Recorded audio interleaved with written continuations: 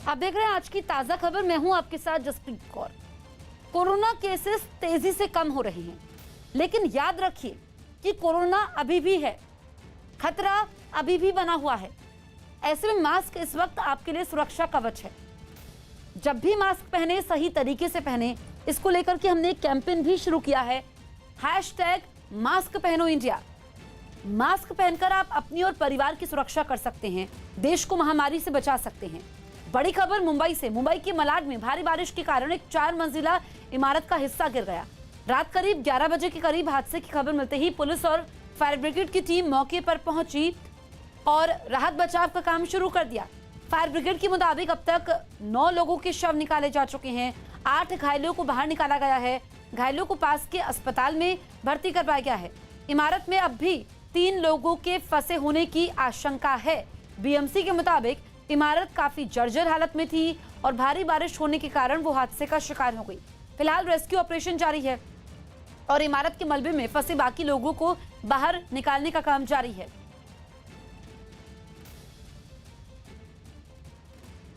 मालोनी area में gate number 8 के यहाँ पे एक तीन माले की बिल्डिंग ढहने की अभी यहाँ पे इंसिडेंस हुआ है। वहाँ से अभी तक 15 लोगों को हमने रेस्क्यू किया है। उसमें महिला, पुरुष और कुछ छोटे बच्चों का भी समावेश है। सभी को हमने हॉस्पिटल में अभी भेजा है। सभी डिपार्टमेंट की टीम्स यहाँ पे मौजूद है। अभी भी कुछ लोगों के दबे होने की आशंका है, फिर भी हम उनको अभी कुछ देर में सभी को भी हम रेस्क्यू करने वाले हैं। आशीष हमारे सहयोगी फोन इन पर मौजूद हैं। आशीष, ताजा स्थिति क्या है? कितने लोग अभी भी मलबे में फंसे हो सकते हैं?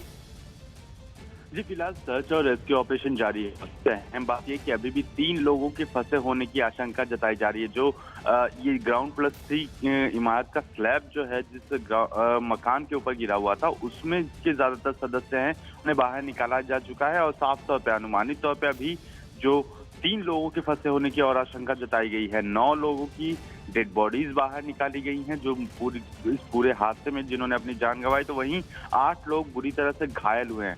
खास बात यह है कि मालवानी का ये जो इलाका है, इसमें ये जिस इमारत के साथ ये हादसा हुआ, वो जर्जर अवस्था में थी। उसे खाली कराया जाना था, लेकिन उसे जो है खाली नहीं कराया गया था। उसी में लोग रह रहे थे और यही वजह है कि हादसे में कैजुअलिटी बढ़ी है। ठीक है आशीष, यहाँ बड़ी लापरवाही है कि इमारत को पहले खाली नहीं करवाया गया। जो 9 लोगों के शव निकाले गए हैं, क्या सभी की पहचान हो गई है? जी, जो 9 लोग शव निकाले गए हैं, उनको आइडेंटिफाई कर लिया गया है। लेकिन परिवार वालों, जो उनके परिवार वाले हैं, उनको इसके बारे में सूचित कर दिया गया है। लिहाजा अभी केवल रेस्क्यू ऑपरेशन जारी है। ऐसे में जिन लोगों को निकाला जा रहा है, उन्हें नजदीक के ही सरकारी अस्पताल में शिफ्ट किया गया हुआ है। तो ऐसे में जो परिवार के अन्य सदस्य हैं जिनकी मौत हुई है, उनके परिवार वालों को सीधे अस्पताल में ही आइडेंटिफिकेशन के लिए और बाकी जो कागजी कार्रवाई है उसके लिए बुलाया गया है। ठीक है आशीष, नजर बना रखिए, लेंगे आगे भी आपसे अपडेट। तो यहाँ पर रेस्क्यू ऑपरेशन जारी है। अभी भी 3 लोगों के फंसे होने की आशंका है। मॉनसून की पहली दस्तक के साथ ही मुंबई पानी पानी हो गई। कई इलाकों में सड़कों पर पानी भर गया, जिससे कई जगहों पर शहर की रफ्तार पर ब्रेक लग गया। मुंबई के निचले इलाकों में, खासकर हिंदमाता में सड़कों पर जल जमाव दिखा। सायन, बांद्रा, कुर्ला, चेंबूर, कोलाबा, सांता क्रूज और गिरगांव में बुधवार को जोरदार बारिश हुई। मौसम विभाग ने शहर के कुछ इलाकों में भारी से भारी बारिश की चेतावनी दी है। मौसम विभाग ने साफ तौर पर चेतावनी दी है कि अगले 2 दिन मुंबई के लिए और भी मुसीबत से भरे हो सकते हैं। लिहाजा बीएमसी ने लोगों को चेतावनी दी है कि जरूरी ना होने पर लोग घरों से बाहर ना निकले, क्योंकि हालात बिगड़ने पर वो फंस सकते हैं। मुंबई समेत ठाणे, रायगढ़ और पालघर जिले को ऑरेंज जोन में रखा गया है। मौसम विभाग की तरफ से तेज बारिश की चेतावनी के बाद एनडीआरएफ के जवानों को मुंबई, ठाणे, पालघर, रायगढ़, रत्नागिरी और सिंधुदुर्ग के जिलों में तैनात किया जाएगा। बारिश और उससे होने वाली परेशानी से निजात दिलाने के लिए एमएमआरडीए ने 24 घंटे का इमरजेंसी मॉनसून कंट्रोल रूम बनाया है।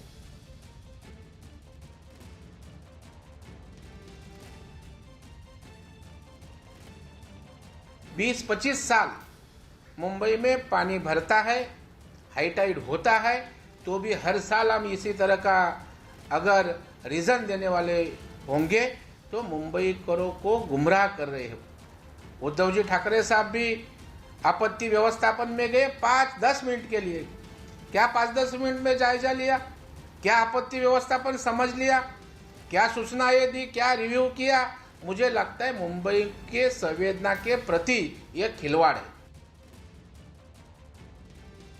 आज आप देखिए कि बारिश कैसी हुई है। सुबह से बारिश हो रही है, करीब करीब 100 मिलीमीटर से ज्यादा बारिश हो चुकी है। और रही बात मुंबई की, तो मुंबई की भौगोलिक दृष्टि से ऐसी है कि कुछ इलाके बहुत ही निचले जगह पर हैं। खुद मुख्यमंत्री जी कंट्रोल रूम पहुंचकर सभी कलेक्टर, सभी अधिकारियों को निर्देश दे रहे हैं कि सब लोग सजग रहें, जागरूक रहें। खुद मेयर रास्ते पर जाकर जहां जहां मदद होने की संभावना है वहां मदद कर रही है। खुद म्युनिसिपल के कमिश्नर IAS चहल जी इस समय पूरा कंट्रोल लिए हुए हैं। तो ऐसी कोई बात नहीं, विरोधियों का काम है विरोध करना। गुजरात के वडोदरा से हैरान करने वाली कुछ तस्वीरें सामने आई। वहां कोरोना नियमों को तोड़कर एक मंदिर में प्रसाद के लिए लोगों की भीड़ लग गई। इस मामले में पुलिस ने 25 लोगों को गिरफ्तार कर लिया, क्योंकि आरोप है कि इन लोगों ने कोरोना निर्देशों को नहीं माना। अच्छी खासी तादाद में गांव वाले मंदिर में प्रसाद के लिए जुट गए। भीड़ को देखकर ऐसा लगा जैसे वहां कोई मेला लगा हो। मंदिर परिसर में लगाए गए पंडाल में तो पांव रखने तक की जगह नहीं बची। पुजारी को चारों तरफ से घेरकर प्रसाद लेने के लिए लोग एक दूसरे पर टूट पड़े। आरती की थाली की तरफ भी जाने में श्रद्धालुओं में होड़ सी मची रही। आस्था का जोश लोगों पर इस कदर हावी हो गया कि वो एक दूसरे से जरूरी दूरी बनाना भी भूल गए। पूजा में पहुंचे ज्यादातर लोगों ने तो चेहरे पर मास्क लगाना भी मुनासिब नहीं समझा। इन्हें देखकर ऐसा लगा ही नहीं कि कोरोना महामारी कैसे गुजरात में तांडव मचा चुकी है। यूपी के गोंडा से दिल दहला देने वाला एक वीडियो सामने आया। वहां सड़क पर पैदल चल रहे एक आदमी को पीछे से आ रही एक तेज रफ्तार मोटरसाइकिल ने टक्कर मार दी। इस हादसे में उन दोनों को चोटें आई, जिसके बाद उन्हें अस्पताल में भर्ती करवाना पड़ा। और ये पूरी घटना वहां लगे CCTV कैमरे में रिकॉर्ड हो गई, जिसमें दिखा कि सड़क के किनारे वो आदमी अपने दोस्त के साथ जा रहा था। तभी पीछे से आ रही मोटरसाइकिल उससे भिड़ गई। टक्कर होते ही वो आदमी दूर जा गिरा। वहीं मोटरसाइकिल सवार भी फिसलते हुए बीच सड़क पर गिर गया। इसके बाद मोटरसाइकिल सवार तो कुछ ही देर में खुद ही उठकर बैठ गया, लेकिन उसने जिसे टक्कर मारी थी वो जमीन पर लेटे लेटे ही दर्द के मारे छटपटाता रहा। हालांकि तब तक वहाँ कई लोग जुट गए और उन्होंने उन दोनों को तुरंत ही अस्पताल भिजवाया। यूपी सरकार ने मजदूरों को 230 करोड़ रुपए की मदद दी। यूपी के सीएम योगी आदित्यनाथ ने निर्माण कार्यों से जुड़े मजदूरों के खातों में 1,000 रुपए ट्रांसफर किए। इस दौरान 23 लाख श्रमिकों को कुल 230 करोड़ रुपए की मदद दी गई, ताकि कोरोना संकट में उन्हें थोड़ी राहत मिल सके। मध्य प्रदेश के टीकमगढ़ में पुलिस ने वैक्सीन लगवा चुके लोगों को बैज लगाकर सम्मानित किया। इसके जरिए दूसरे लोगों को भी कोरोना का टीका लगवाने के लिए प्रेरित किया गया। यही नहीं, जिन लोगों ने ये वैक्सीन नहीं लगवाई उनके गले में एक पर्चा टांगा गया। इसमें यह लिखा है कि उनसे दूर रहिए, क्योंकि उन्होंने अभी टीका नहीं लगवाया। कांग्रेस ने शुक्रवार को महंगाई के मुद्दे पर होने वाले प्रदर्शन के लिए कुछ निर्देश जारी किए। इसमें पार्टी कार्यकर्ताओं को सोशल डिस्टेंसिंग और मास्क समेत सभी कोरोना नियमों का पालन करने को कहा गया। मेजबान इंग्लैंड और न्यूजीलैंड के बीच दूसरा टेस्ट मैच दोपहर 3:30 बजे से खेला जाएगा। ये मैच एंडरसन के करियर का 162वां मैच होगा। इसी के साथ वो इंग्लैंड के लिए सबसे ज्यादा टेस्ट मैच खेलने वाले खिलाड़ी बन जाएंगे। अभी 161 मैच खेलकर वो एलिस्टेयर कुक के साथ बराबरी पर हैं। यूपी के हापुड़ में एक दलित बस्ती के लोगों ने बुनियादी सुविधाएं नहीं मिलने का आरोप लगाया और वहां से पलायन की चेतावनी दी। इतना ही नहीं, इलाके के कई लोगों ने अपने घरों के बाहर मकान बिकाऊ है के पोस्टर तक लगा दिए। उनका आरोप है कि प्रशासन की अनदेखी की वजह से उन्हें यह कदम उठाने पर मजबूर होना पड़ा। ये 80-90 मकान हैं जो अपने अपने बेच के जाने को तैयार है, नगर पालिका की अनदेखी के कारण। मामला सामने आने के बाद राज्य सरकार ने इन लोगों को भरोसा दिया कि जल्द उनकी सभी शिकायतें दूर कर दी जाएंगी। डीएम से और संबंधित जो डेवलपमेंट के अधिकारी हैं, सीडीओ महोदय से, स्थानीय विधायक से बात करेंगे और उनसे कहेंगे तत्काल उनकी मूलभूत सुविधाओं को उपलब्ध कराइए। टीएमसी सांसद नुसरत जहां की एक चिट्ठी सुर्खियों में है। इस चिट्ठी में उन्होंने अपने रिश्तों को लेकर ऐसा दावा किया है जो बहुत हैरान करने वाला है। मीडिया रिपोर्ट्स के मुताबिक नुसरत जहां दिसंबर 2020 से अपने पति के साथ नहीं रह रही हैं। अभिनेत्री और टीएमसी सांसद नुसरत जहां को लेकर के एक हैरत में डालने वाली खबर सामने आई है। एक चिट्ठी सुर्खियों में है, जिस चिट्ठी में नुसरत ने अपने निजी जिंदगी से जुड़े कई राज खोले हैं। नुसरत का दावा है कि उनकी शादी निखिल जैन से टर्की में हुई है, जो भारत में अमान्य है। स्पेशल मैरिज एक्ट के तहत नुसरत के साथ निखिल की शादी रजिस्टरी नहीं हुई है, जिसकी वजह से जो उनका अब तक का रिश्ता रहा है उसे वो लिव इन रिलेशनशिप ठहरा रही हैं। यही नहीं, नुसरत का ये भी दावा है कि वो कई महीनों से निखिल के साथ नहीं रह रही हैं।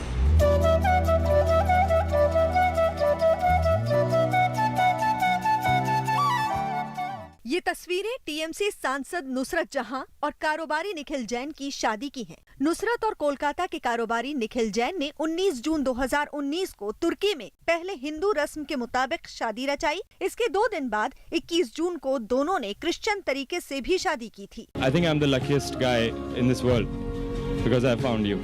इस शादी की तस्वीरें सोशल मीडिया पर खूब वायरल हुई थी। हाथों में मेहंदी, मांग में सिंदूर, गले में मंगलसूत्र और कलाइयों में लाल रंग का चूड़ा पहनकर नुसरत जहां संसद पहुंची थी। सिंदूर और मंगलसूत्र देखकर कट्टरपंथियों ने नुसरत के खिलाफ फतवे तक जारी कर दिए थे, लेकिन नुसरत ने ऐसे विवादों पर कभी गौर नहीं किया। हालांकि शादी के 2 साल बाद उन्होंने अपने रिश्तों को लेकर ऐसा दावा किया है जो बहुत हैरान करने वाला है। नुसरत ने एक चिट्ठी मीडिया में जारी की है। उसमें लिखा है, विदेशी धरती पर तुर्की के कानून के हिसाब से हमारी शादी अवैध है।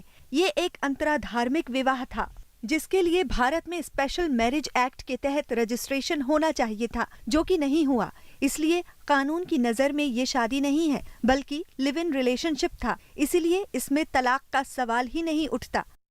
मीडिया रिपोर्ट्स के मुताबिक नुसरत जहां दिसंबर 2020 से पति के साथ नहीं रह रही हैं। वो निखिल का फ्लैट छोड़कर बालीगंज में अपने घर चली गई थी। इस खबर पर भी नुसरत ने मुहर लगाई और चिट्ठी में बताया कि वो निखिल से काफी समय पहले अलग हो चुकी हैं। हम काफी समय पहले अलग हो चुके हैं, लेकिन मैं जानबूझकर इस मामले में चुप थी क्योंकि मैं अपनी निजी जिंदगी के बारे में कोई बात नहीं करना चाहती थी। इसलिए मुझसे इस रिश्ते में अलग होने से संबंधित कोई सवाल ना पूछा जाए। मैं ये बताना चाहती हूँ कि ये कथित शादी कानून की नज़र में गैर कानूनी और अवैध है। नुसरत की ये सफाई मीडिया के सामने यूं ही नहीं आई है। लंबे समय से नुसरत और निखिल के बीच में बढ़ती दूरियां और उसके बाद अब ये खाई इतनी गहरी हो गई है कि दोनों के लिए पाटना बड़ा मुश्किल पड़ रहा है। नुसरत पर ये आरोप लगे हैं कि उन्होंने अपने अमीर पति का इस्तेमाल किया है, जबकि नुसरत की तरफ से आरोप ये है कि निखिल अब भी उनके बैंक अकाउंट को हैंडल करते हैं। नुसरत जहां ने निखिल जैन पर बड़ा आरोप लगाया है। उन्होंने चिट्ठी में लिखा है कि कई बार रातों को निखिल ने उनके बैंक खाते से गैर कानूनी तरीके से पैसे ट्रांसफर किए हैं। ये भी आरोप लगाया है कि अलग होने के बाद भी निखिल ने उनके बैंक खातों का इस्तेमाल किया। नुसरत ने निखिल को लेकर तल्ख अंदाज में ये भी लिखा है कि अब तक उन्होंने जितने भी टूर किए उन सब का खर्चा भी खुद संभाला है। नुसरत के मुताबिक जो भी शख्स ये दावा करता है कि वो बहुत अमीर है और मैंने उसे इस्तेमाल किया है, उसने मेरे बैंक खातों से कई बार पैसे लिए हैं। मैंने अपने बैंक अधिकारियों से इस बारे में बात की है। मैं जल्द ही पुलिस में भी शिकायत करूंगी।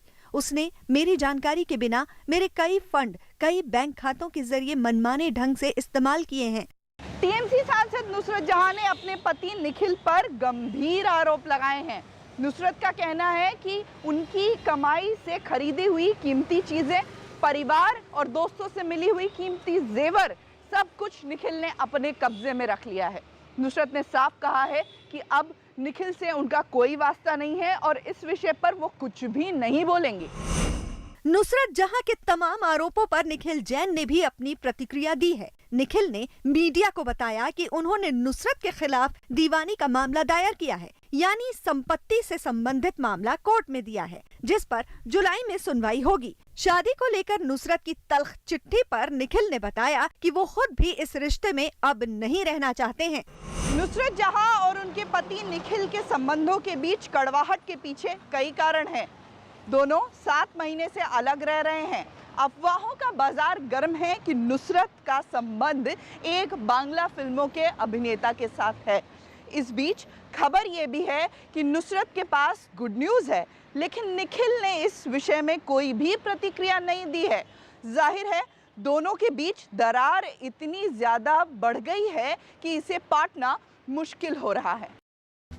महाराष्ट्र के नागपुर में रहने वाले एक शख्स का ब्लैक फंगस का इलाज करवाने में रेलवे ने 1 करोड़ रुपए की मदद की। न्यूज 18 के रवि कुलकर्णी की रिपोर्ट है कि नागपुर के रहने वाले नवीन पॉल नाम के शख्स की ब्लैक फंगस की बीमारी के इलाज में करीब 1.5 करोड़ रुपए खर्च हुए, जिसमें 1 करोड़ की मदद रेलवे की तरफ से की गई। रेलवे ने यह मदद इसलिए की क्योंकि नवीन की पत्नी रेलवे की कर्मचारी हैं। बताया गया पिछले साल जब नवीन को ब्लैक फंगस की बीमारी हुई थी तो नागपुर के अलावा उन्होंने मुंबई और हैदराबाद के बड़े अस्पतालों में भी इलाज करवाया था और सभी अस्पतालों के बिल की रकम मिलाकर 1 करोड़ 48 लाख बनी थी। हालांकि इतने पैसे खर्च करने के बाद भी मरीज की एक आंख नहीं बच सकी। मैंने पैसे का उतना जुगाड़ किया, ऐसा करके मैंने इनका ट्रीटमेंट कराई हूँ। बाकी ट्रीटमेंट फिर मेरे रेलवे में चला, जो रेलवे वाले लोगों ने 1 करोड़ का ट्रीटमेंट रेलवे में हुआ। इस वक्त की बड़ी खबर बिहार से, वहां कुछ नेताओं के बयान देखकर ये सवाल उठने लगा है कि क्या एनडीए सरकार में सब कुछ ठीक चल रहा है। ये सवाल इसलिए भी उठ रहा है क्योंकि एनडीए में शामिल जितिन राम मांझी की पार्टी हिंदुस्तानी आवाम मोर्चा ने बीजेपी नेताओं पर नीतीश सरकार को अस्थिर करने का आरोप लगाया है। इतना ही नहीं, जितिन राम मांझी ने एनडीए के दलों के बीच एक कोऑर्डिनेशन कमेटी बनाने की मांग की है। कुछ दिन पहले प्रदेश बीजेपी अध्यक्ष ने राज्य के कई जिलों में अल्पसंख्यकों के, दलित और कमजोर वर्ग के लोगों को प्रताड़ित करने, जबरन धर्म परिवर्तन करवाने का मामला उठाया था। इसके लिए पुलिस प्रशासन पर सवाल खड़े किए थे, जिसके बचाव में जितिन राम मांझी सामने आए और बीजेपी नेताओं पर नीतीश सरकार को अस्थिर करने का आरोप लगाया और एक कोऑर्डिनेशन कमेटी बनाने की मांग की। हालांकि जेडीयू ने जितिन राम मांझी की मांगों को खारिज करते हुए इसे आंतरिक मामला बताया।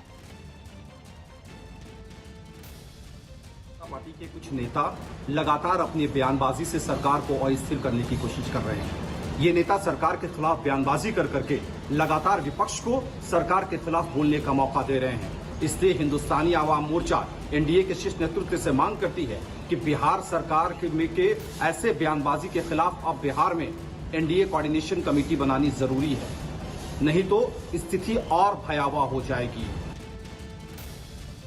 हर बात को हमेशा उठाने की जरूरत नहीं है। अब अभी इस सवाल का कोई मतलब नहीं। कोई सवाल मन में अगर आए तो इंटरनल फोरम पर सवालों को उठाना चाहिए। सरकार अकेले जेडीयू की नहीं है, सरकार अकेले बीजेपी की नहीं है, और भी पार्टी है जेडीयू बीजेपी के अलावा, सब लोगों को मिलाकर सरकार है। तो कहीं कुछ कमी है, उसको दूर करने की जवाबदेही सबकी है। एनडीए के भीतर सवाल उठने के बाद विपक्ष नीतीश सरकार पर हमलावर हो गया। आरजेडी ने आरोप लगाया कि एनडीए में शामिल दलों को एक दूसरे पर अब भरोसा नहीं रहा। बिहार की जो एनडीए हुकूमत है, ये जनता में अपनी विश्वास खो दिया है। जनता में विश्वास ही नहीं खोया है, गठबंधन दलों के बीच भी विश्वास इन लोगों ने खो दिया है। अब नेतृत्व पर किसी को भरोसा नहीं है, क्योंकि ये नेतृत्व बिहार का बेड़ा गर्क कर दिया है। अब कोऑर्डिनेशन कमेटी की मांग हो रही है। बिहार को रसातल में ढकेल कर एक कोऑर्डिनेशन कमेटी की मांग कर रहे हैं लोग। हर एक दूसरा घटक दल एक दूसरे को डिच कर रही है। वहीं कांग्रेस ने भी एनडीए में शामिल पार्टियों के बीच मतभेद होने का दावा किया। कांग्रेस नेता प्रेमचंद मिश्रा ने कहा कि बीजेपी नेताओं की ओर से नीतीश कुमार पर एनडीए से अलग होने का दबाव बनाया जा रहा है। बीजेपी की जो स्टेट की लीडरशिप है वो गाहे बगाहे नीतीश कुमार जी के कार्यशैली पर, लॉ एंड ऑर्डर को लेकर, कभी किसी और मामले को लेकर ओपनली बोल रहे हैं। कई बार तो मुख्यमंत्री के खिलाफ खुलेआम बयानबाजी होती है, परिस्थितियां बनाई जा रही हैं।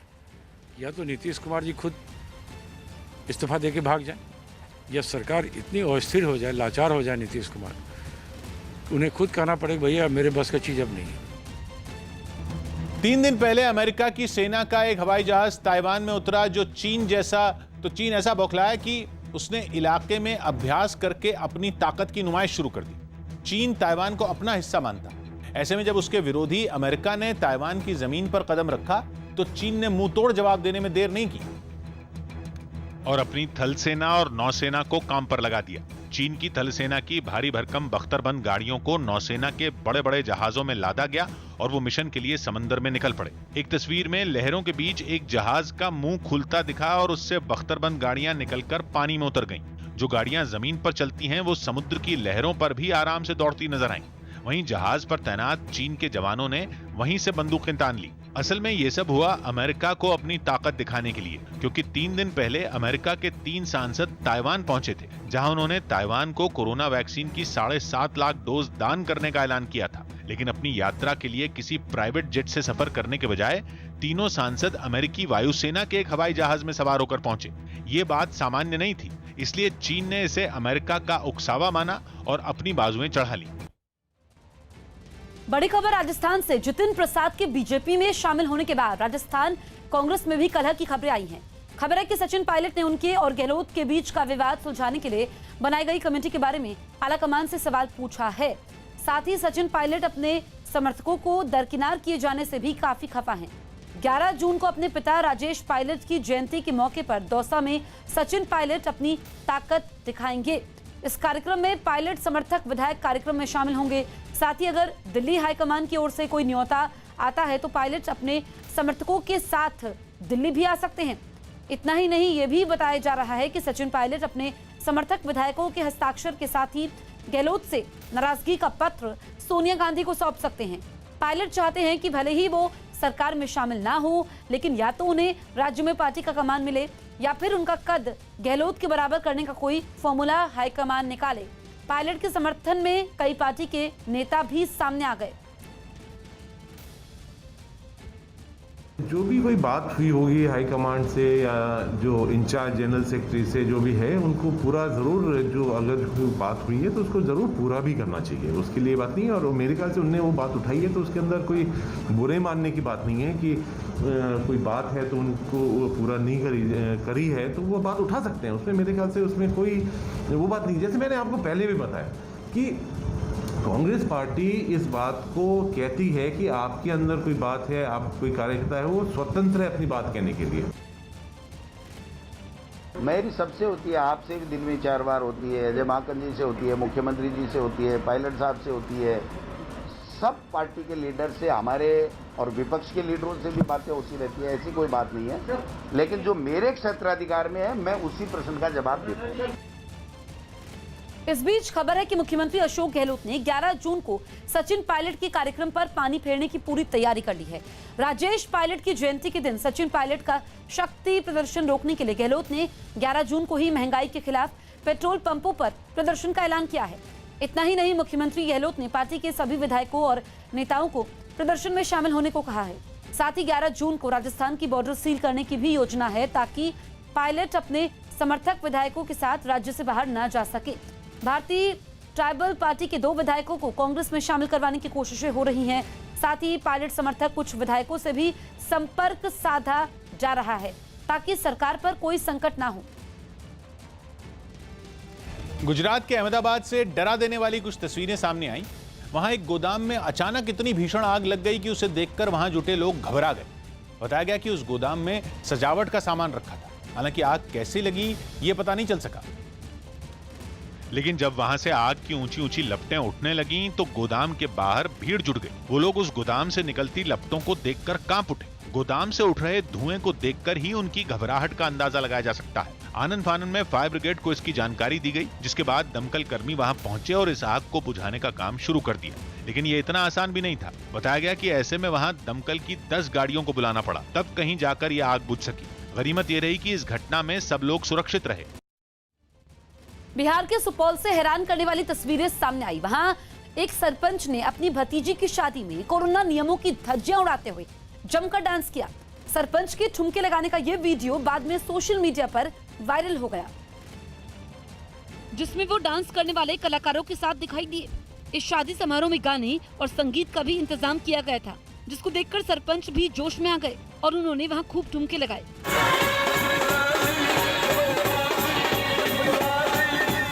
लेकिन इस जश्न में उन्होंने कोरोना नियमों की पूरी तरह अनदेखी कर दी। ना तो उनके चेहरे पर मास्क दिखा और ना ही उन्होंने लोगों से तय दूरी ही बनाई। उनके अलावा वहां मौजूद दूसरे लोगों ने भी यही गलतियां की। बताया गया कि ये घटना 6 जून की है, जिसका वीडियो सामने आते ही पुलिस ने कोरोना नियमों को तोड़ने पर सरपंच के खिलाफ केस दर्ज कर लिया। यूपी पुलिस ने पूर्व सांसद और पूर्वी उत्तर प्रदेश के बाहुबली अतीक अहमद गैंग पर लगातार शिकंजा मजबूत करना शुरू कर दिया है। अतीक अहमद के 2 गुर्गों के खिलाफ कार्रवाई की और करोड़ों की संपत्तियों को भी कुर्क कर लिया।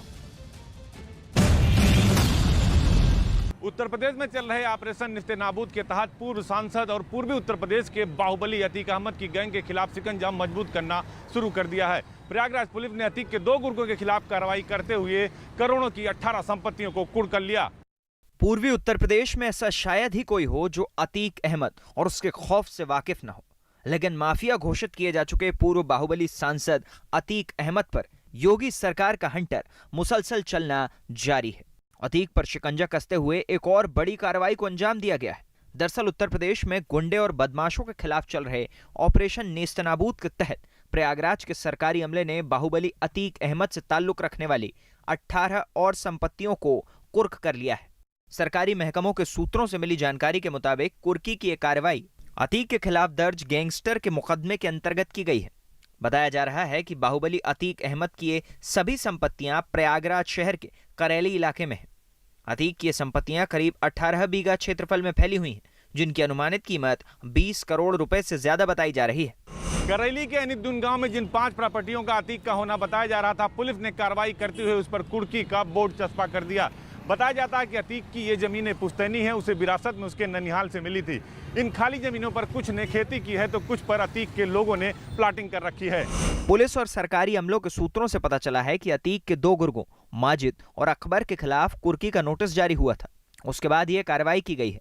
पुलिस ने इन संपत्तियों को कुर्क करने के लिए कुछ दिन पहले ही जिला प्रशासन से इजाजत मांगी थी। जिलाधिकारी से हरी झंडी मिलने के बाद ही पुलिस ने अतीक की संपत्तियों को जब्त किया। सरकारी अमला अब तक अतीक की कई बिल्डिंगों को बुलडोजरों से जमींदोज कर चुका है और कई संपत्तियों की कुर्की हो चुकी है।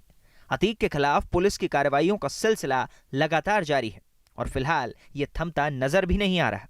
पता चला है कि अकबर नाम के जिस गुर्गे को पुलिस ने कानूनी नोटिस जारी की थी, वो कोरोना के चलते पिछले महीने उसकी मौत हो गई। बताया जाता है कि अकबर पुलिस रिकॉर्ड में अतीक गैंग का सबसे सक्रिय सदस्य था। माजिद के बारे में बताया जाता है कि वो अतीक का दाहिना हाथ था और बीएसपी विधायक राजू पाल की हत्या में शामिल था। बहरहाल पुलिस की इस कार्रवाई से पूर्वांचल के उन लोगों को राहत की सांस जरूर दी है जो इन माफियाओं से परेशान थे। यूपी के गाजीपुर में कोरोना वैक्सीन लगवाने पहुंची एक लड़की ने हंगामा कर दिया, जिसका वीडियो सोशल मीडिया पर वायरल हो गया। बताया गया कि बुकिंग के बाद ये लड़की वैक्सीन लगवाने पहुंची थी, लेकिन वैक्सीन खत्म होने की वजह से उसे नहीं लगाई गई, जिससे वो भड़क गई, हंगामा शुरू कर दिया। काफी देर तक ये लड़की वैक्सीन सेंटर पर चीखती चिल्लाती रही। वहां मौजूद लोगों ने उसे समझाने की कोशिश की, लेकिन वो नहीं मानी। हंगामे की खबर मिलते ही पुलिस भी वहां पहुंच गई, लेकिन इस लड़की का गुस्सा शांत नहीं हुआ। बाद में वो पुलिस वालों से ही उलझ पड़ी, जिसके बाद पुलिस उसे अपने साथ थाने ले गई।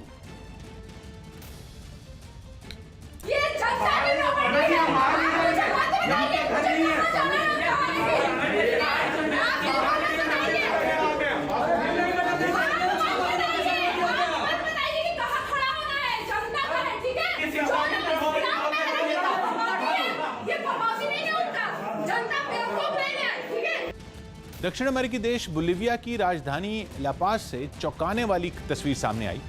वहां संसद सत्र के दौरान सरकार और विपक्ष के नेताओं ने एक दूसरे पर लात और घूंसों की बरसात कर दी। संसद में बोलिविया की पूर्व राष्ट्रपति की गिरफ्तारी की रिपोर्ट पेश की गई, लेकिन इसी के साथ सदन में हंगामा शुरू हो गया। सामने आई तस्वीरों में 2 नेता एक दूसरे से धक्का मुक्की करते नजर आए और दोनों ने एक दूसरे पर लात घूंसों की बरसात शुरू कर दी। एक दूसरे को फर्श पर गिराकर पीटते नेताओं को देखकर लग रहा था मानो किसी एक्शन फिल्म का सीन चल रहा हो। वहां मौजूद दोनों के समर्थक अपने आप नेता को पकड़कर बीच बचाव करते नजर आए, जिसके बाद उनमें एक अपने आप ही संसद से बाहर जाता दिखा, जबकि अंदर मौजूद बाकी नेताओं में काफी देर तक गहमा-गहमी जारी रही। यूपी के बाराबंकी में एक महिला की हत्या के बाद गांव वालों ने जमकर हंगामा किया। वहीं जब पुलिस इस हंगामे को शांत करवाने के लिए पहुंची तो लोगों ने पथराव शुरू कर दिया, जिसके बाद पुलिस ने भी सख्ती दिखाई और पत्थरबाजी कर रहे लोगों को वहां से खदेड़ दिया। इस बीच जब कुछ लोगों ने पुलिस की गाड़ी को घेर लिया तो पुलिस वालों ने उन्हें धक्का देकर वहां से हटाया। इस कार्रवाई में कई लोग जमीन पर गिर गए। खबर है कि प्रधान के चुनाव में रंजिश की वजह से इस महिला की हत्या उस वक्त की गई जब वो अपने पति के साथ घर लौट रही थी। इस हमले में उसका पति गंभीर रूप से घायल हो गया। वहीं जब महिला का शव उसके घर लाया गया तो उसके ससुराल और मायके पक्ष के बीच अंतिम संस्कार के मुद्दे पर विवाद खड़ा हो गया। पुलिस इसी विवाद को सुलझाने पहुंची थी। अगले साल उत्तर प्रदेश में होने वाले चुनाव से पहले कांग्रेस को जबरदस्त झटका लगा और जितिन प्रसाद बीजेपी में शामिल हो गए। कांग्रेस के बड़े ब्राह्मण चेहरों में एक माने जाने वाले जितिन प्रसाद पिछले कई दिनों से पार्टी हाईकमान से नाराज बताए जा रहे थे और उनकी ये नाराजगी उस समय जग जाहिर हो गई जब वो बीजेपी में शामिल हो गए। जितिन प्रसाद ने केंद्रीय मंत्री पीयूष गोयल की मौजूदगी में बीजेपी की सदस्यता ली। पीयूष गोयल ने भगवा गमछा ओढ़ाकर और गुलदस्ता देकर उनका पार्टी में स्वागत किया। बीजेपी में शामिल होने के बाद जितिन प्रसाद ने पीएम की तारीफ तो की ही, साथ ही ये भी जता दिया कि इससे पार्टी को बहुत फायदा होगा। यही नहीं, उन्होंने बेबाक अंदाज में कांग्रेस छोड़ने की वजह भी बता दी। अगर आप अपने लोगों के हितों की रक्षा नहीं कर सकते, उनके लिए काम नहीं आ सकते, तो आपका राजनीति और उस दल से में रहने में क्या औचित्य?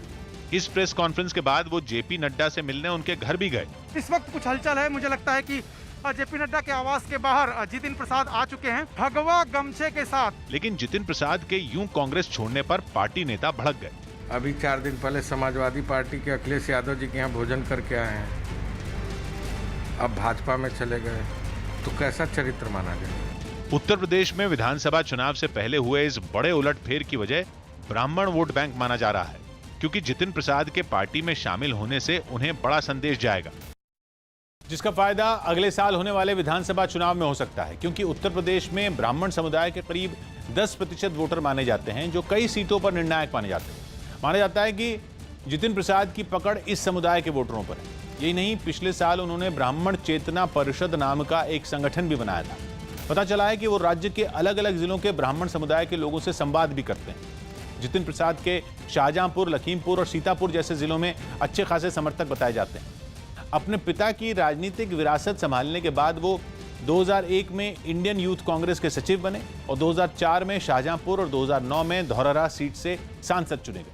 यही नहीं, 2008 की मनमोहन सरकार में वो केंद्रीय इस्पात मंत्री भी बने। जितिन प्रसाद राहुल गांधी के करीबी माने जाते थे, लेकिन ज्योतिरादित्य सिंधिया के नक्शे कदम पर चलते हुए वो भी बीजेपी में शामिल हो गए, जिसके बाद कांग्रेस में आत्मचिंतन की मांग होने लगी। बिहार के गोपालगंज से चौंकाने वाला एक वीडियो सामने आया। वहां मामूली विवाद के बाद बदमाशों ने एक आदमी के मकान के बाहर बमबाजी की। बताया गया कि जादू टोने का आरोप लगाकर पहले तो बदमाशों ने उस आदमी को धमकी दी और फिर उसके मकान के बाहर जाकर बम फेंक दिए। वहां से सामने आई तस्वीर में दिखा कि मोटरसाइकिल पर आए 2 बदमाशों ने एक के बाद एक 2 बम वहां फेंके, जिससे धुएं का गुबार फैल गया। बदमाशों ने वहां हवा में कई गोलियां भी चलाई, जिसके बाद पुलिस को इसकी जानकारी दी गई।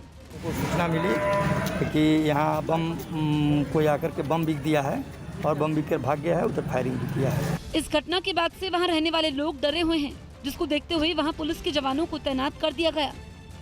एलओसी के पास वैक्सीन लगाने की मुहिम चलाई गई। जम्मू कश्मीर के उरी में एलओसी के पास स्वास्थ्य विभाग ने वैक्सीन लगाने का अभियान चलाया। इस अभियान में सेना भी उसकी मदद कर रही है। सेना और स्वास्थ्य विभाग के इस अभियान की वहां के लोगों ने भी तारीफ की। बड़े शुक्रगुजार हैं जनाब इसके अपने आर्मी के, यहाँ डॉक्टर आए, वैक्सीन दी। दिलीप कुमार के परिवार ने बताया कि उनकी तबीयत अब ठीक है और जल्द उन्हें मुंबई के हिंदुजा अस्पताल से छुट्टी मिल सकती है। छत्तीसगढ़ के सूरजपुर जिले में राजेश पटेल नाम के सिपाही ने बंदरों को खाना खिलाने का अभियान शुरू किया। बताया गया कि वहां लॉकडाउन में मंदिरों के बंद होने से कई बंदर मुश्किल में आ गए, जिसके बाद राजेश पटेल ने इन्हें खाना देना शुरू किया। अब उनके इस अभियान में दूसरे पुलिस वाले भी शामिल हो गए। प्रतिदिन मैंने आज कम से कम 1.5-2 महीना हो गया होगा खिलाते खिलाते। मध्य प्रदेश के पूर्व सीएम कमलनाथ को बुखार होने के बाद दिल्ली के पास गुरुग्राम के मेदांता अस्पताल में भर्ती करवाया गया। बिहार में लॉकडाउन के खत्म होते ही कई जगहों पर बाजारों में भीड़ उमड़ पड़ी। राज्य सरकार ने शाम 5 बजे तक वहां दुकानों को खोलने की इजाजत दे दी, जिसके बाद लोग घरों से ऐसे निकल पड़े जैसे बाजार इसके बाद कभी खुलेंगे ही नहीं। ऐसी ही कुछ तस्वीरें पूर्णिया से सामने आईं, जिनमें बाजार में इतनी बड़ी तादाद में लोग दिखे कि वहां पैर रखने तक की जगह दिखाई नहीं दी। बाजारों में भीड़ उमड़ पड़ी है। ऐसे भी लोग हैं जो कि ना तो सोशल डिस्टेंस का पालन करते हैं, ना मास्क पहन रहे हैं। खरीदारी करने बाजारों में पहुंचे कई लोगों ने कोरोना नियमों को अपनी जिंदगी से यूं निकाल फेंका जैसे कोरोना का नामो निशान मिट चुका हो। ऐसे लोग अजीबोगरीब बहाने बनाने से भी नहीं चूके। मास्क इसमें भूल गए थे घर पे। जम्मू से चौंकाने वाली कुछ तस्वीरें सामने आई। वहां सड़क धंसने से 4 गाड़ियां हादसे का शिकार हो गई, जिससे उन्हें भारी नुकसान भी पहुंचा, क्योंकि जिस वक्त यह हादसा हुआ वो गाड़ियां तब वहां से गुजर रही थी। तभी अचानक से सड़क धंस गई और चारों गाड़ियां नीचे जा गिरी। इस हादसे के बाद वहां भीड़ जुटी। उन लोगों ने इस हादसे की जानकारी पुलिस को दी, जिसके बाद कुछ पुलिस वाले वहां पहुंचे, जिनमें कुछ ट्रैफिक व्यवस्था को संभालने में जुट गए तो कुछ हादसे की जांच करने लगे। तेल की बढ़ती कीमतों के विरोध में कांग्रेस ने देश के कई हिस्सों में अलग अलग अंदाज में प्रदर्शन किया। पेट्रोल का दाम कई शहरों में 100 रुपए पहुंच चुका है और डीजल के दाम भी 85 रुपए से ज्यादा हो चुके हैं। और कांग्रेस ने इन्हीं बढ़ी हुई कीमतों के विरोध में कहीं थाली बजाकर तो कहीं मोटरसाइकिल में आग लगाकर प्रदर्शन किया। पंजाब के लुधियाना में पार्टी कार्यकर्ताओं ने मोटरसाइकिल एक घोड़ा गाड़ी पर रख दी। वो पहले उसे सड़कों पर लेकर घूमे और फिर एक जगह रुककर मोटरसाइकिल में आग लगा दी। वहीं कर्नाटक के शिमोगा में भी कांग्रेस कार्यकर्ताओं का विरोध जताने का अंदाज हटकर रहा। उन्होंने पेट्रोल के दाम के सेंचुरी लगाने की खुशी में मिठाई बांटी और थाली बजाते हुए नारे लगाने लगे, जिसका मकसद केंद्र सरकार पर तंज कसना था। केरल के एर्नाकुलम में तो पार्टी कार्यकर्ता पेट्रोल पंप पर क्रिकेट खेलने लगे। वहां पेट्रोल पंप बिल्कुल खाली दिखा और केवल प्रदर्शन करने वाले लोग ही नजर आए, जिन्होंने तेल की कीमतों का विरोध करने के लिए बैट और बॉल उठा लिया और खेलते हुए बढ़ी कीमतें वापस लेने की मांग की। एलोपैथी और आयुर्वेद के बीच छिड़ी बहस के बीच योग गुरु रामदेव ने कोरोना से बचाव के लिए वैक्सीन लगवाने की अपील की है। सबको मुफ्त वैक्सीन लगेगी तो डबल वैक्सीन की डोज लगवाएं। या कब तक लगवा रहे हैं वैक्सीन? जल्दी लगवा लेंगे। उत्तराखंड के धारचूला से एक दिल दहला देने वाला वीडियो सामने आया। वहां पहाड़ खिसकने से हड़कंप मच गया। कुछ दिन पहले इसी इलाके में पहाड़ खिसकने से 3 लोगों की मौत हो गई। लेकिन एक बार फिर कुछ वैसा ही हादसा हो गया। सामने आई तस्वीरों में पहाड़ का बड़ा हिस्सा टूटकर नीचे गिरता नजर आया।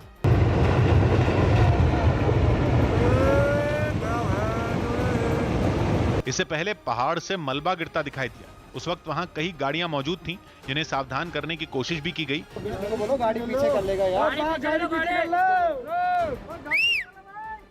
बैक कर लो। लेकिन तभी पहाड़ का एक बड़ा हिस्सा देखते ही देखते नीचे आ गिरा, जिसके बाद हर तरफ धूल का गुबार छा गया। हालांकि पहाड़ खिसकने से पहले ही वहां ट्रैफिक बंद कर दिया गया था, जिससे कोई बड़ा नुकसान नहीं हुआ। लेकिन सड़क पर मलबा गिरने से भारत चीन सीमा को जोड़ने वाला यह अहम रास्ता बंद हो गया। सप्लाई ले जा रहे सेना के कई ट्रक भी रास्ते में ही फंस गए। इलाके के लोगों को भी मुसीबतों का सामना करना पड़ा। दिल्ली पुलिस के 2 कांस्टेबल के डांस का वीडियो वायरल होने के बाद विभाग ने उनको नोटिस जारी कर दिया। आरोप है कि कोरोना के समय लगाई गई ड्यूटी के वक्त ये वीडियो बनाया गया। दिल्ली में ड्यूटी में तो पुलिस वालों ने वीडियो बनाया तो डीसीपी ने नोटिस भेजकर जवाब मांग लिया। इन 2 पुलिस कर्मियों में एक महिला पुलिसकर्मी भी है। सोशल मीडिया में इनका बनाया हुआ वीडियो बहुत वायरल हो रहा है, जिसमें दोनों ही वर्दी में नजर आ रहे हैं। चेहरे चेहरे चेहरे चेहरे तो और बतेरे से पर दिल तेरी बहन पे गया उसकी गेल मलेने फेरे से। सोशल मीडिया पर इनके जो वीडियो वायरल हुए हैं उनमें से 15 सेकंड की क्लिप भी है। हरियाणवी बोल वाले इस गाने में महिला पुलिसकर्मी एक कुर्सी पर बैठी है, जबकि दूसरा शख्स उसके पास खड़े होकर गाने पर डांस कर रहा है। बीच बीच में कुर्सी पर बैठे बैठे ही महिला पुलिसकर्मी भी उसका साथ देती दिखती है। गाने के बोल कुछ इस तरह हैं कि चेहरे तो बहुत सारे देखे, लेकिन दिल जिस पर आया वो उसकी बहन है, जिसके साथ 7 फेरे लेने हैं। चेहरे चेहरे चेहरे चेहरे तो और बतेरे से पर दिल तेरी बहन पे आ गया उसकी गेल मलेने फेरे से। जिन 2 पुलिस कर्मियों के वीडियो वायरल हुए हैं ये दोनों ही मॉडल टाउन थाने में तैनात है। बताया जा रहा है कि इन्होंने लॉकडाउन के दौरान कई मनोरंजक वीडियो बनाई। न्यूज़ 18 के पास भी इनकी ऐसी 2 वीडियो है जिसमें महिला ने तो मास्क पहना है लेकिन दूसरे शख्स ने मास्क भी नहीं पहना, यानी कि कोरोना महामारी के दौरान नियमों की अनदेखी करने का आरोप भी अब इन पे लग रहा है। इन दोनों का ऐसा ही एक और वीडियो वायरल हुआ है, जिसमें हरियाणवी गाने के बोल इस तरह हैं कि तू मेरी जिगर का छल्ला और जान है। पेड़ के आसपास बनाए गए इस वीडियो में भी महिला पुलिसकर्मी कुर्सी पर बैठी दिखती है। ये वीडियो करीब 30 सेकंड का है। क्योंकि डांस का ये वीडियो वायरल हुआ तो दिल्ली पुलिस ने इसमें नजर आने वालों की पहचान और तलाश शुरू कर दी। जल्दी पता चला कि इनमें से एक का नाम विवेक माथुर है, जो कि कांस्टेबल है, तो महिला पुलिसकर्मी हेड कांस्टेबल शशि बताई गई। 7 जून को DCP north west Usha Ranganani ने दोनों को नोटिस जारी कर जवाब मांगा है। नोटिस में कहा गया है कि इस संज्ञान में आया कि मॉडल टाउन पुलिस स्टेशन में तैनात महिला हेड कांस्टेबल शशि और कांस्टेबल विवेक माथुर ने लॉकडाउन में ड्यूटी के दौरान कई मनोरंजक वीडियो बनाए और सोशल मीडिया प्लेटफॉर्म पर पोस्ट किए। वीडियो खूब वायरल हो रहे हैं। इन वीडियो में कांस्टेबल विवेक ने मास्क भी नहीं पहना था और दोनों सोशल डिस्टेंसिंग का पालन करते हुए नजर नहीं आए। एक अनुशासित पुलिस बल के सदस्य होने के नाते दोनों का आचरण उनकी ड्यूटी के दौरान गैर पेशेवर मालूम होता है। दोनों का यह काम अपने आधिकारिक कर्तव्यों में लापरवाही और उपेक्षा जैसा है, इसलिए दोनों को कारण बताओ नोटिस भेजा जा रहा है। उनकी इस चूक के लिए उनके आचरण की निंदा क्यों नहीं की जानी चाहिए? शौक के चक्कर में अब दोनों पुलिसकर्मियों को अपने ही विभाग को जवाब देना पड़ेगा। जाहिर है कि पुलिस ने पूरे मामले को गंभीरता से लिया है। इन दोनों को जवाब देने के लिए 15 दिन का समय दिया गया है। साथ ही पुलिस ने कहा है कि अगर इनकी तरफ से कोई जवाब नहीं आता तो ये माना जाएगा कि इनके पास अपने पक्ष में कहने के लिए कुछ नहीं है। ऐसे में कार्रवाई एक तरफा होगी, यानी कि अब दोनों पर ही कार्रवाई की तलवार लटक रही है। कोलकाता में एक इमारत में छिपे 2 इनामी बदमाशों को एसटीएफ और पुलिस के जवानों ने मुठभेड़ में ढेर कर दिया। बताया गया कि मारे गए दोनों बदमाश पंजाब के मोस्ट वांटेड गैंगस्टर थे, जिन्हें पंजाब पुलिस और कोलकाता पुलिस ने जॉइंट ऑपरेशन में मार गिराया। जिस इमारत के अंदर ये बदमाश छिपे थे, उसके सामने वाली इमारत की बालकनी से एक शख्स ने इस घटना का वीडियो बनाया। भीतर चलो, फायरिंग होती है ना, फायरिंग होती। कुछ ही देर में वहां से गोलियां चलने की आवाज सुनाई दी और इमारत के अंदर से कुछ जवान बाहर की तरफ भागते नजर आए। इमारत से बाहर आए जवानों ने मुठभेड़ में घायल हुए अपने एक साथी को वहां से निकाला और गाड़ी में बिठाकर अस्पताल भेजा। मुठभेड़ खत्म होने के बाद वहां बाकी जांच एजेंसियां भी पहुंच गई। सीआईडी की टीम भी है, यहाँ पर बॉम्ब स्क्वाड भी आए हैं सीआईडी की तरफ से। मारे गए बदमाशों के नाम जयपाल भुल्लर और जसप्रीत जस्सी बताए गए, जिनकी पंजाब पुलिस को लंबे वक्त से तलाश थी। पंजाब के लुधियाना में 2 पुलिस सब इंस्पेक्टर की हत्या के मामले में इनकी तलाश की जा रही थी और इस महीने की 6 तारीख को पुलिस ने बंगाल के बीरभूम से इनके 2 साथियों को गिरफ्तार किया। बताया गया कि उन्हीं दोनों से पूछताछ में इन दोनों बदमाशों के कोलकाता में छिपे होने की खबर मिली और मारे गए बदमाश जयपाल भुल्लर पर 10 लाख का इनाम था, जबकि जसप्रीत जस्सी पर 5 लाख का इनाम रखा गया। पुलिस को यह जानकारी भी मिली कि मारे गए दोनों बदमाश पिछले महीने की 22 तारीख से कोलकाता में छिपे हुए थे। कोरोना की रफ्तार कम जरूर हुई है, लेकिन इसका खतरा अभी टला नहीं है। यही वजह है कि लोगों से बार बार कोरोना नियमों को ध्यान में रखने की अपील की जा रही है, लेकिन कुछ लोगों पर इसका कोई असर होता दिख नहीं रहा है। कुछ ऐसी ही तस्वीरें यूपी के मुरादाबाद से सामने आई है। वहां शराब की एक दुकान के बाहर लोगों की भारी भीड़ जुटी। दुकान के बाहर इतनी भीड़ जमा हो गई कि जैसे कभी त्योहारी के मौके पर रेलवे स्टेशन के टिकट काउंटर पर देखने को मिलती है। लोगों में शराब पीने की तलब ऐसी कि वो ये भूल गए कि कोरोना नाम की एक बीमारी अब तक कई परिवारों की खुशियां छीन चुकी है। लोग सब कुछ भूलकर शराब खरीदने में व्यस्त दिखाई दिए। हरियाणा के पानीपत में एक आदमी की मौत पर पुलिस वालों के खिलाफ इलाके के लोगों का गुस्सा भड़क उठा। आरोप है कि जिसकी मौत हुई उसे एक मामले में थाने लाकर टॉर्चर किया गया था, जिसके बाद उसने अस्पताल में दम तोड़ दिया। और इस बात की खबर मिलते ही इलाके के लोग हंगामा करने लगे। अपनी नाराजगी जताने के लिए कई लोग थाने पहुंच गए और पुलिस के खिलाफ नारेबाजी शुरू कर दी। गुस्साए लोगों को समझाने के लिए कुछ पुलिस वाले उनके पास गए, लेकिन शांत होने के बजाय वो उनसे बहस करने लगे। ये लोग आरोपियों की गिरफ्तारी की मांग करते हुए थाने के बाहर काफी देर तक डटे रहे। मेरी मौसा जी है, इन्हें चौंकी में बुला के जान से मार दिया। वहीं पुलिस ने भी मामले की गंभीरता को देखते हुए जांच में चुस्ती दिखाई और आरोपी पुलिस वालों को दबोचकर थाने ले गई। एफआईआर दर्ज करके और जो ये सही इसमें कार्रवाई कर रहा था उसको काबू कर लिया है। बताया गया कि इस मामले में पुलिस ने कुछ और लोगों को भी आरोपी बनाया है और उनकी तलाश तेज कर दी। बिहार के दरभंगा पहुंचे आरजेडी नेता तेज प्रताप यादव के दौरे के समय कोरोना नियमों की जमकर धज्जियां उड़ाई गई। तेज प्रताप वहां के सबसे बड़े मेडिकल कॉलेज और अस्पताल में तैयारियों को देखने पहुंचे थे। इस बीच हाथों में पार्टी का झंडा थामे उनके समर्थक जमकर नारेबाजी करते दिखे। सोशल डिस्टेंसिंग की बात तो दूर, भीड़ में शामिल कुछ कार्यकर्ता बिना मास्क के ही नजर आए। उनके साथ पहुंचे लोगों ने कोरोना नियमों को ताक पर रख दिया। वहां धक्का मुक्की जैसे हालात पैदा हो गए। हालांकि इस बीच तेज प्रताप अस्पताल परिसर में जमा पानी को देखकर भड़क गए और अस्पताल प्रशासन को जमकर खरी खोटी भी सुनाई। इसके बाद तेज प्रताप आईसीयू वार्ड में पहुंचे और वहां भर्ती मरीजों का हाल जाना। दौरे के समय वहां के हालात देखकर उन्हें राज्य सरकार पर हमला भी बोला। इसमें जो लापरवाह है तो सरकार तो है ही लापरवाह, क्योंकि उसके देख रेख में, सरकार के देख रेख में ये अस्पताल है। खासकर जो स्वास्थ्य मंत्री हैं जो बने हैं अभी कुर्सी पे बैठे हुए हैं, घर से निकलें और निकल करके देखें। कोरोना काल में कोई सत्ताधारी, न मंत्री न विधायक जनता को नहीं देख रहा है। अमेरिका के एरिजोना से डरा देने वाली तस्वीरें सामने आई। वहां के जंगलों में लगी भीषण आग ने आसपास के रिहायशी इलाकों के लोगों की मुसीबत बढ़ा दी। हालांकि दमकल कर्मियों ने काफी हद तक इस पर काबू पा लिया, लेकिन कई जंगल अब भी भीषण आग की चपेट में हैं, जिसकी गवाही ये तस्वीरें दे रही हैं, जिनमें रात के अंधेरे में जंगल का एक बड़ा हिस्सा लपटों से घिरा नजर आया। ऐसा लगा मानो पूरे जंगल में अंगारों की चादर बिछी हुई हो। एक तरफ नीचे जमीन पर ऊंची ऊंची लपटें उठती दिखी, तो दूसरी ओर आसमान में चारों तरफ काला धुआं फैलता नजर आया। ऐसी आग पर काबू पाना दमकल कर्मियों के लिए बहुत बड़ी चुनौती साबित हुआ, लेकिन कड़ी मशक्कत करते हुए दमकल कर्मी अपने काम पर लगे रहे, जिसके लिए इन लोगों ने हवाई मदद भी ली। इस दौरान जंगल के ऊपर से उड़ता एक हवाई जहाज आग बुझाने वाले केमिकल की बौछार करता दिखा। कुछ हिस्सों में धीरे धीरे आग की लपटों का दायरा कम होता नजर आया। बताया गया कि भीषण आग की वजह से आसपास के रिहायशी इलाकों को खाली करने का नोटिस दिया गया था, लेकिन जैसे जैसे दमकल कर्मियों को आग बुझाने में कामयाबी मिलती गई, कई जगहों से यह आदेश वापस लेकर लोगों को अलर्ट रहने की सलाह दी गई।